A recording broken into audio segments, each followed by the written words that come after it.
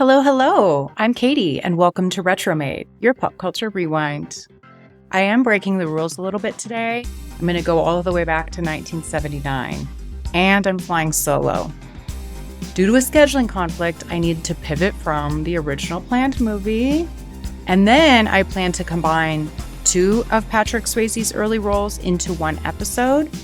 But after watching today's film, I realized that it actually needed its own episode. Before this week, I'd actually never seen it. But we have to talk about Patrick Swayze's first movie role, Skate Town, USA. I know. You might be tempted to tune out, but I do urge you to stick with me. Yes, it's campy. No, it's not well known. Yes, it's a roller disco musical comedy, but Patrick's performance is absolutely the reason to tune in. I know I've mentioned Patrick's book in previous episodes of Retromade. So today, it being the first episode focused on Patrick Swayze and his first role, I do want to point out his book. So I own it, originally got it from the library, and then after I read it, I realized it was so good, I ordered it. So it's called The Time of My Life by Patrick Swayze and his wife, Lisa Niemi. And I want to showcase this. It is written, I think the copyright's 2009, which is also the year, I believe, that Patrick passed away. So it was completed shortly before he passed away. And I'll have little tidbits of the book throughout this season, obviously focused on Patrick Swayze, but it really is good, especially if you're a Patrick Swayze fan. I highly recommend you check it out.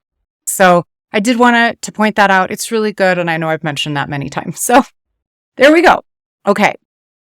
Now, one of the things that I wanted to do before we get into our time capsule today and the movie, I have requested feedback in my episodes from listeners and viewers. So I want to showcase some of those. We're going to start with the first episode, Big Trouble in Little China, and there are some YouTube comments that I wanted to point out. The first being from Melinda Davis. She says, love this movie, but it makes more sense if you realize that Kurt was the sidekick. Wang was the actual hero of the movie. Kurt Russell and Carpenter did the commentary on the DVD, and it's really interesting. Melinda, thank you very much for your comment. And next time I watch Big Trouble in Little China, I will be sure to watch it with that commentary on. I bet it is super interesting. So thank you. The next comment we have is from Andreas Wallars. He says, I'll settle this right now. Russell and Swayze look similar because growing up, I had a man crush on both of them. Thank you so much, Andreas. I'm glad that somebody can see it. Everyone else, you have to chime in. Please.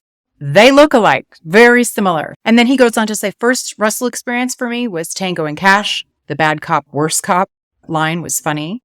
First Swayze experience was a television series called North and South, which was really popular in Scandinavia. Great trip down memory lane. Thank you, Katie. Tombstone is my favorite Russell movie too. My cousin and I watched it about 100 times on VCR. I'm jealous that Ryan got to watch it on the big screen. I'm a huge fan of Westerns, so you bet I'm going to tune in to your Western podcast. The Western podcast that he's referencing is Ryan, my co-host, who I also do one more round with. In the future, he's going to be doing a Western podcast. So Andreas is going to be tuning into that. And I am actually really shocked that North and South was popular in Scandinavia, just given that it's a Civil War drama in the United States. But I'm glad to hear it. And yes, we will be covering that later this season. Murdoch's Music Minute commented, I think I've seen the movie once or twice on TV, and it's really bizarre in an entertaining way. Agreed. He asks, will you do Escape from New York too?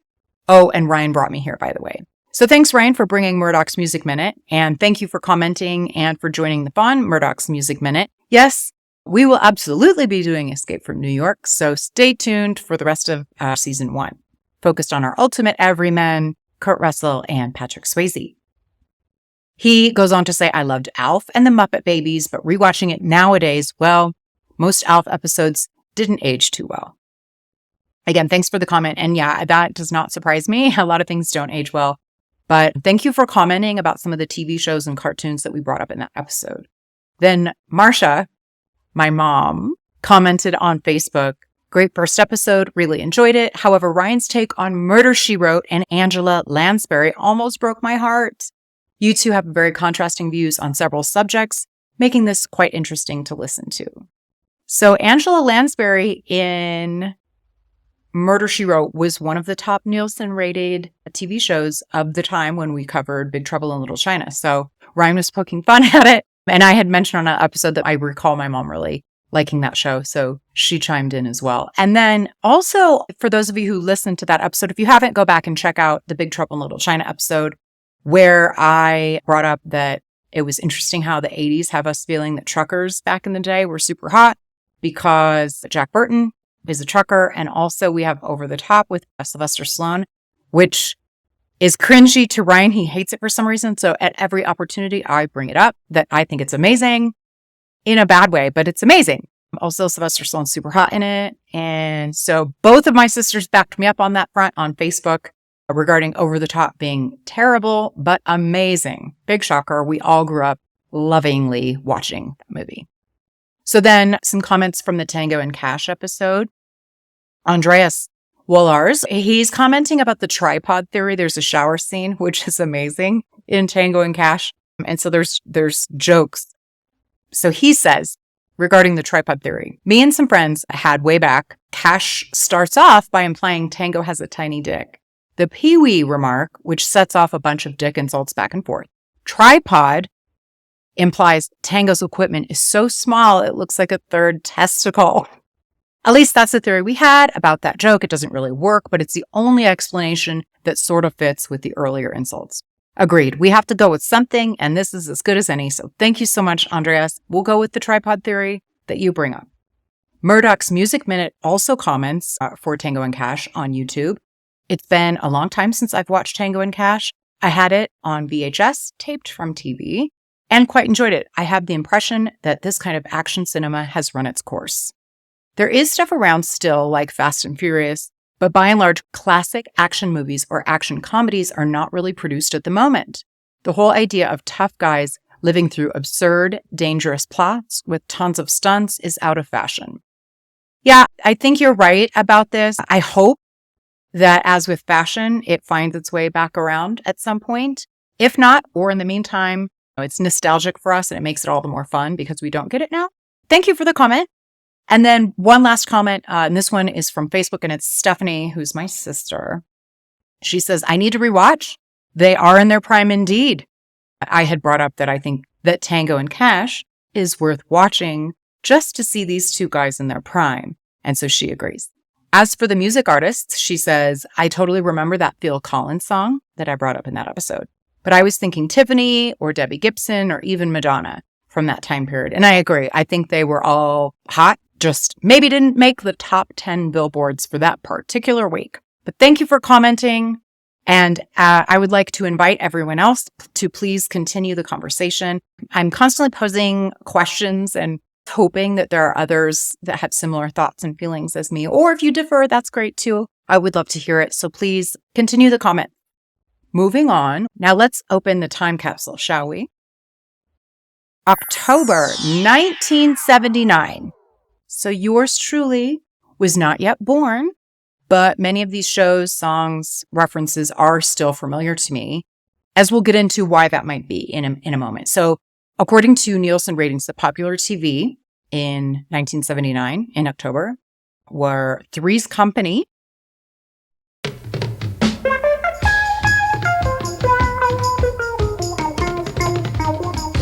Come and knock on our door. Come and knock on our door. We've been waiting for you. We've been waiting for you. Where the kisses are. which obviously, again, this was before my time, but I have very vivid memories of watching Three's Company all through my childhood and still do.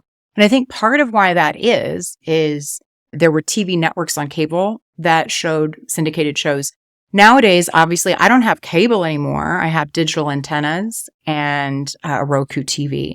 So the ways that I watch these shows now, there's the .2 digital version of some nostalgia channels. For example, Cozy TV is NBC's division. So here, that's channel 9.2 if you watch that on cable, or I happen to have a digital antenna. And in a similar vein, there's MeTV, Antenna TV, Bounce TV, Grit, Comet, Laugh, which is Laff, plus all of the Roku classic TV channels, Pluto and Tubi probably have similar channels for old TV and music as well. So I'm probably missing a ton. How are all of you watching these classic gems? Please let me know. Alice was also in the top Nielsen ratings. MASH, which was a huge show back in the day. And I can very vividly recall the theme song coming on. However, I don't think I've actually seen an entire episode of MASH before. I know it's a little before my time, and for some reason, I never caught on. I feel like when that theme song came on, it was time to turn to another channel, or maybe it was time for me to do homework or something, but I missed out on MASH apparently. There was Dallas, Flo, The Jeffersons. I think Flo might be, is that a spinoff of The Jeffersons perhaps? I'm unfamiliar with Flo. The Dukes of Hazzard, One Day at a Time with Valerie Bertinelli. I think there was also somewhat recently a remake of that show. I don't really remember watching it at the time. All I remember is the super guy in the apartment. I'm forgetting his name, but he always had like a white t-shirt rolled up with a pack of cigarettes, maybe. He was the handyman or the super. At any rate, that's the show I remember him from, I believe. Also, we have Archie Bunker's Place, 8 is Enough, and Taxi. So on the Taxi front, that's one that I'm just starting to watch actually on one of these, whether it's MeTV or Cozy TV or one of those. It probably actually ended before I was born. I can't recall what year that ran through, but there was something about the feel of it that clearly didn't catch my attention as a kid. But now that I'm older, I'm recognizing there's tons of people in the cast that I really like. So watching those is awesome, especially Tony Danza from Who's the Boss. I loved Who's the Boss. I like Tony Danza, just generally speaking. So Taxi, that kind of rounds out our popular TV of the time in terms of primetime TV, I should say. Now let's move on to cartoons. As I'm learning from researching for the show, there were a lot of cartoons that I'm going to leave out because it seems like they just threw things at the wall at this time. There were a lot of very short-lived shows that you might not remember or weren't good enough. So I'm not going to waste our time on those. I'm just going to bring up the ones that are standouts. So again, this is 1979. The New Adventures of Mighty Mouse, Spider-Woman, Scooby-Doo, and Scrappy-Doo. On this front, I'm a huge Scooby-Doo fan. Always have been. The original show, and then there's several spinoffs. And then over the last, 10 or 15 years, there's been a resurgence of Scooby-Doo with the live action, Freddie Prinze Jr., I think, and Matthew Lillard as Shaggy, and probably some newer cartoons. At any rate, in these newer renditions, Scrappy-Doo is made to be super annoying. And there's a running joke that Scrappy-Doo is super annoying, but I don't actually recall the original Scrappy-Doo being all that annoying. He's just Scooby's nephew. So I remember liking Scooby-Doo and Scrappy-Doo. I also recall there being a cousin in one of the shows. Maybe it was the original Scooby-Dum. Does anyone remember Scooby-Dum? And he was dumb. He was a gray dog with a sweatband around his head. And yeah, just a dim-witted dog. Also, I'm a big fan of Great Danes, so that tracks with Scooby-Doo. And I had mentioned in a previous episode that I wondered where Captain Caveman was in the mix, and he's here. I guess he's just in older shows than I recall. So 1979, Captain Caveman and the Teen Angels. Also Laugh Olympics, Bugs Bunny and the Roadrunner Show, an all-new Popeye Hour, the new Fat Albert Show, the Daffy Duck Show, Fred and Barney Meet the Shmoo. Now, I love the Flintstones as well. And like I was mentioning, it seems like at this time, they would take an episode and with a character and just kind of make a spinoff and see whether it landed or not. So that's sort of what I thought this was. I was thinking that the Shmoo was that alien. Maybe he was Zazu or something. There was an alien that they did a few episodes in the Flintstones with. That's not the case. When I looked it up, I thought it was that. But it's actually a 90-minute Saturday morning animated package show and a spinoff of the original series, The Flintstones, produced by Hanna-Barbera, which aired on NBC from December 8th, 1979 to November 15th, 1980. So this clearly was one of those short-lived. But the Shmoo, it's just a package show. There's no crossover, actually. That was a thing. Like Heathcliff was that way. Like the first bit was Heathcliff, and then it was kind of the ragamuffin type gang. Do you guys remember these package shows? Like the first 15 minutes would be something. Second 15 minutes would be something. That's what this was. And so what the Shmoo is, so the show was a repackaging of old episodes of the new Fred and Barney show. And the Thing segments originally broadcast as Fred and Barney Meet the Thing, combined with episodes of the new Shmoo. So it's an entirely different character altogether. Despite the show's title, the segments remained separate and did not cross over with one another. The characters of Fred Flintstone, Barney Rubble, the Thing, and Shmoo were only featured together in brief bumpers between segments. Interesting little trivia there. Oh, and then the final cartoon that was standout from this time is the Jetsons. Also, I think that dog in the Jetsons was also a Great Dane. So big time for Great Danes. They are pretty awesome. Jetsons, I'm very familiar with the concept, the pop culture surrounding it, but I don't think I've seen an entire episodes of the Jetsons either. Perhaps I should check it out. Okay, let's move on from TV into music. Because, again, we're in 1979. We're not in the 80s. And the top 10 billboards for this week, October 19th, 1979, has a very specific 70s vibe. The number one song was Don't Stop Till You Get Enough by Michael Jackson, Rise by Herb Alpert, Sad Eyes by Robert John, Sail On by the Commodores, My Sharona by The Knack, which many of you might recall, or maybe even remember more, it became more famous from the movie Reality Bites from 1994. Great soundtrack, by the way. Number 6 song of this time was I'll Never Love This Way Again by Dionne Warwick. Number 7 is Pop Music, and music is spelled M-U-Z-I-K by the letter M. Never heard of him. And when I looked it up, clearly a one-hit wonder, and it's not good. So it's got this new wave synthy sound to it, which apparently was becoming a thing at this time. There was an era, and many of them were one-hit wonders, apparently. So that's what that is. Number 8 is Dim All the Lights by Donna Summer. 9 is Lonesome Loser by the Little River Band. And rounding out the top 10 is After Love Has Gone by Earth, Wind, and Fire. Moving on to news and events from October of 1979. Pope John Paul II is the first pope to visit the White House, meeting with President Jimmy Carter in Washington, D.C. Howard Stern begins broadcasting on WCCC in Hartford, Connecticut. Do not recall that he went that far back to 1979. We also have the rock band Fleetwood Mac getting a star in Hollywood. And the debut of Boston Celtics rookie Larry Bird, as well as the debut of the Los Angeles Lakers, Magic Johnson, like the first game. I thought was really cool.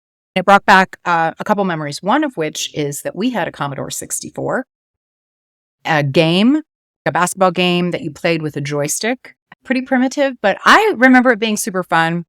It was an 8-inch floppy disk. There were multiple types of floppy disks, but these were the big they were actually flimsy and floppy. That was how we played this game. And the characters were Dr. J, aka Julius Erving, and Larry Bird. Not to be confused by Magic Johnson, who is Irvin Johnson, spelled E-A-R-V-I-N. I think that's kind of confusing, so I wanted to point that out. And then those two, Larry Bird and Magic Johnson, also might seem familiar to you. If you haven't seen it, I would recommend watching, because I have found it fun to see these two in this era from the recent HBO show called The Winning Time, The Rise of the Lakers Dynasty. It's quite good, actually. Ensemble cast includes John C. Reilly, who I like him in anything. He's so good. Jason Clarke, Adrian Brody, Quincy Isaiah, Sally Field, and Jason Segel, among many others. So check that out if you haven't seen it. It's fun. And then we have Wayne Gretzky scoring his first NHL goal in October of 1979. Mother Teresa of Calcutta was awarded the Nobel Peace Prize I do remember hearing about Mother Teresa a lot growing up. So then, very different from that, we have Bob Dylan making his only appearance on Saturday Night Live. And there was apparently a ton of nuclear testing at this time, both by the USSR and USA. So this is like Cold War era. Kind of crazy that I was reading about a lot of nuclear testing. Okay, so that sets the stage. We are October 1979. What a time. Let's now get into Skate Town, USA. The release date, as I had mentioned, was October 19th, 1979. It was rated PG, and the IMDb rating is a 4.8 of 10, which I'm not surprised by that. The director is not well known. It's William A. Levy, who was also a writer. You may know the name Nick Castle, who was the shape of Michael Myers in the Halloween movies. He also wrote Escape from New York and the character of Snake Plissken, which is a nice little crossover with our other ultimate everyman, Kurt Russell. Then we also have Lauren Dreyfus, who is Richard's older brother, as a writer on Skate Town, USA. So that's not too shabby. And then you're going to be blown away by the cast. You got to watch this movie. We go through the cast credits and then we get an introducing Patrick Swayze as Ace. And he is very clearly the standout of this movie. He plays Ace, the leader of the West Side Wheelers skate gang. Yep. Then we have Greg Bradford, who plays Stan. And Stan is the movie's protagonist, and he's this pretty blonde guy from the Valley. Comedian Flip Wilson plays Harvey, the roller rink, skating rink / club owner. Scott Baio, who everyone knows from, for me, he's the most well-known from Charles in Charge, but he's been in a lot of other things. You all know who Scott Baio is. He plays Richie, Stan's manager and friend. Yes, I said manager. We're in a world where there's a skating competition, and one of the competitors in a skating competition has a manager. And then we get Marsha Brady herself in this, Maureen McCormick, who plays Susan, Stan's sister. Additionally, we have Ron Palillo, who plays Frankie, Ace's skate gang's right-hand man. He's most known for playing the endearingly dim-witted Horshack character on Welcome Back, Kotter. And then rounding out the cast, some of you might know this guy, Bill Kirchenbauer. He plays the Skate Town doctor. Again, yes, we're living in a world where there's a doctor in-house at a roller rink. He plays Coach Lubbock from Growing Pains, and it's an amazing spinoff, Just the 10 of Us, who I can't wait to cover that when it comes up in one of these episodes. But please let me know if you recall either of these and you remember Coach Lubbock. So the description of Skate Town, USA, short and sweet. At a roller disco competition, two rivals find themselves becoming good friends while competing for a prize of $1,000 in cash and a moped. Okay, so it was a really low budget. I couldn't find the exact number, somewhere between $3 and $4.5 million. But they didn't even make back their budget. So it was a success at the box office. It only made $2.35 million at the box office. That doesn't even matter. We're just going to move on. We're going to get into why I think you guys should watch this.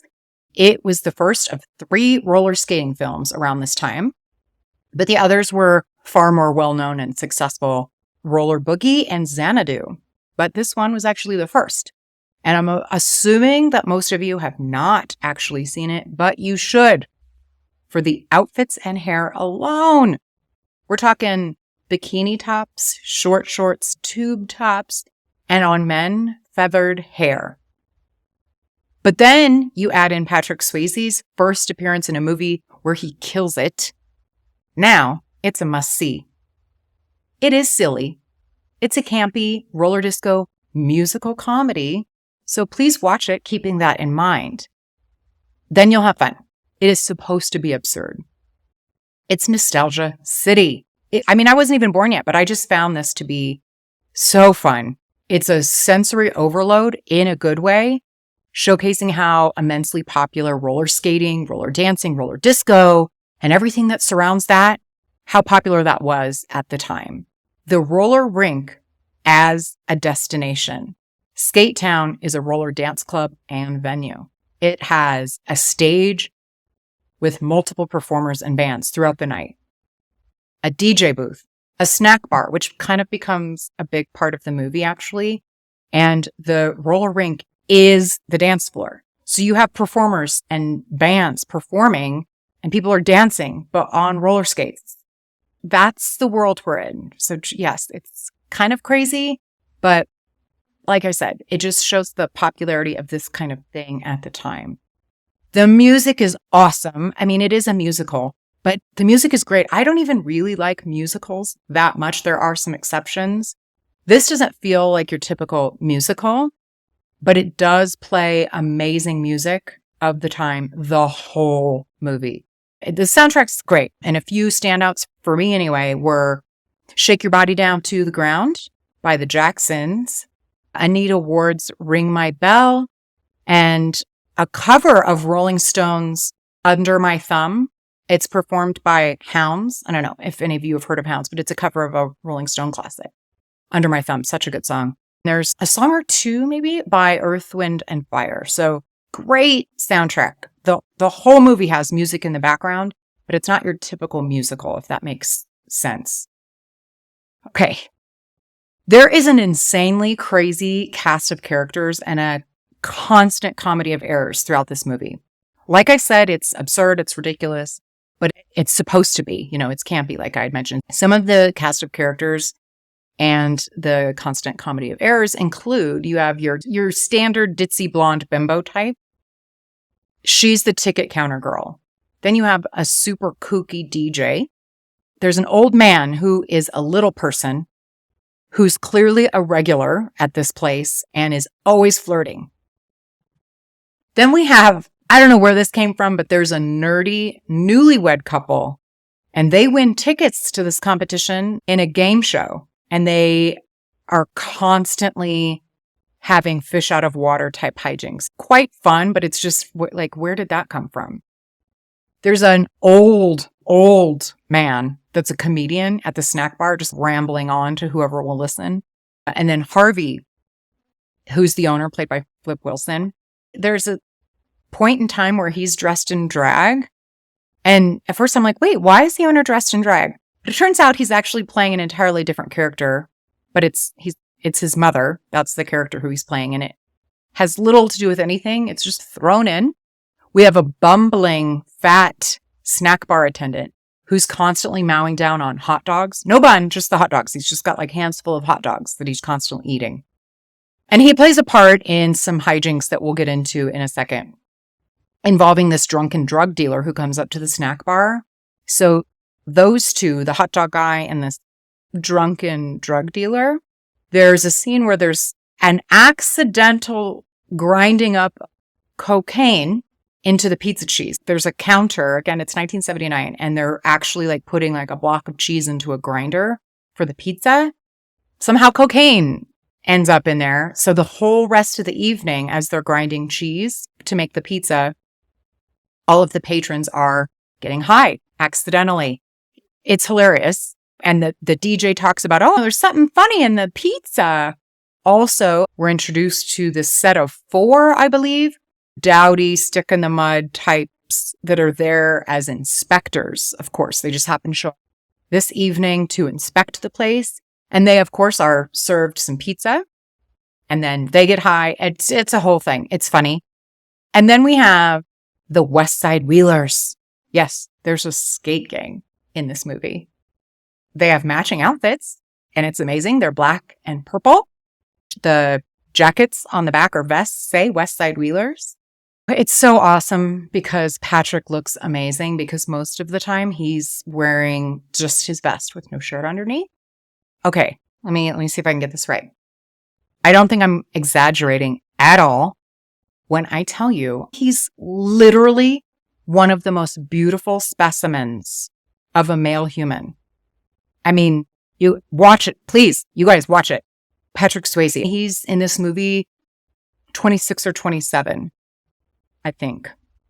You're going to enjoy some Patrick Swayze. Yeah. Yep. Yeah. Okay. This leads us to the competition that pits Ace, the reigning champ, Patrick Swayze, against Stan for the prize. There are other contestants in this contest, but Ace's goons come up with these schoolyard pranks to weed them out of the competition. So he's playing dirty. But we get down to two contestants. Stan, our protagonist, the blonde guy who Marsha Brady, aka Maureen McCormick, is his sister. So that's where we are, those two. The singles portion, Ace, he's super sexy. He's got a serious face. It's very sensual and sexy. Whereas Stan's performance in the singles portion is very gymnastics forward. They're both impressive, but Patrick Swayze wins that portion. I'm sorry, Ace wins the singles portion. In his routine, remember how I was saying that there's a stage? There's ramps everywhere, apparently, also because everyone's on skates. Ace even has a move where he jumps off of the stage onto the rink. And it's super reminiscent of the same move in Dirty Dancing, but it's on skates.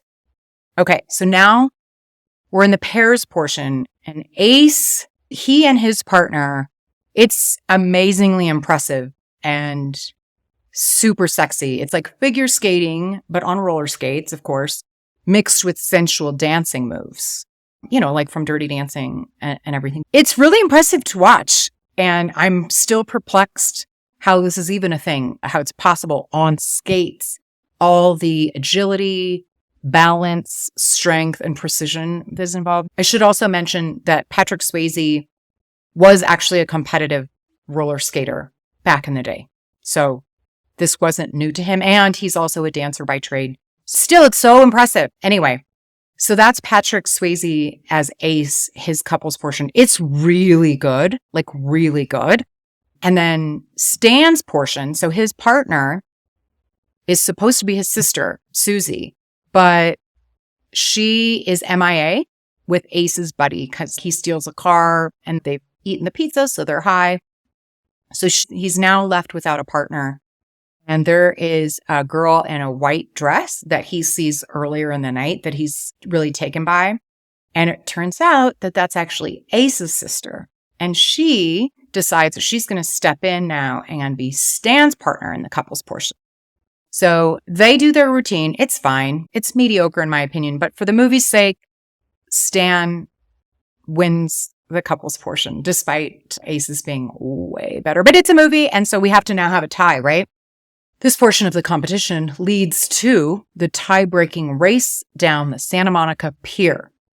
So that's what they call it. Ace challenges Stan to a race down the pier. But it's not a race. What it is a game of chicken on motorized skates to see who zags first to avoid plunging into the ocean at the end. So they have a button with brakes. Yep, that's this movie. So they both crash into the water. And since Stan is our protagonist, despite Patrick carrying the movie, he saves Ace's life in the water. I'm not sure why. It's unclear why he can't just swim ashore. I don't know if he can't swim or whatnot, but for the movie's sake, Stan saves Ace's life. And yay, now they're friends. So that's how the movie ends. I know this sounds ridiculous, but the roller skating moves, the tricks in this movie, they're all very impressive. And so it's enjoyable for that aspect, regardless of the plot of the movie. Okay, so that's in general what's going on in the movie. Like I said, Patrick Swayze's first role, you gotta watch it. Some trivia, in case I haven't twisted your arm quite yet. So this film was the first roller disco movie of the 70s. It was released a few months actually before Roller Boogie. I think I had mentioned that already. After Patrick Swayze appeared in Dirty Dancing in 1987, so what is that?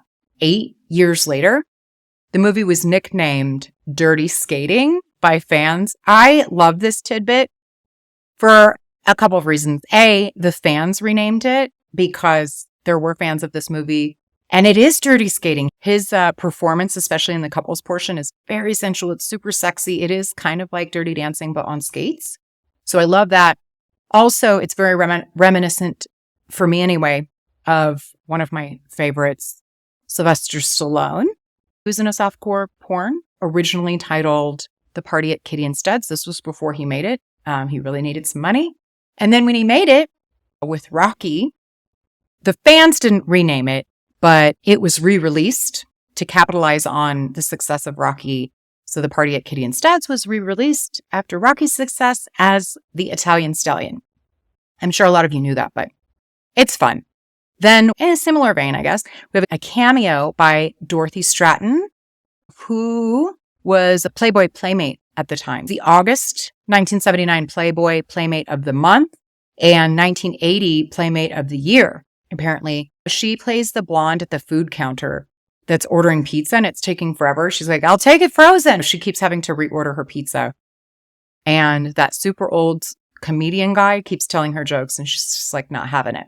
So that's that. And then, unshockingly, apparently cocaine use was common during the filming. Kind of shows, actually, according to Maureen McCormick in her book, Here's the Story, Surviving Marsha Brady and Finding My True Voice. She writes, like a disco, there was a lot of cocaine being done on the set. Many people were open about it. That's not surprising, but I thought that was a fun little tidbit as well. Okay, Skate Town USA, I feel, captured something special with the look of it, the feel of it, and it's impossible to ignore its soundtrack. I do hope you consider watching Skate Town USA to see one of our everyman's first role. It's a doozy indeed. And let me know what you think of it. Comment on YouTube, Facebook, or you can always email me at retromadepodcast@gmail.com. So while the 70s disco era does look like a freaking awesome time to me, we must now return to the present day reality. Have a friend who might also enjoy this type of nostalgia? Share the show. And ratings and reviews are also very helpful. Wink, wink. Until next time, be kind, rewind.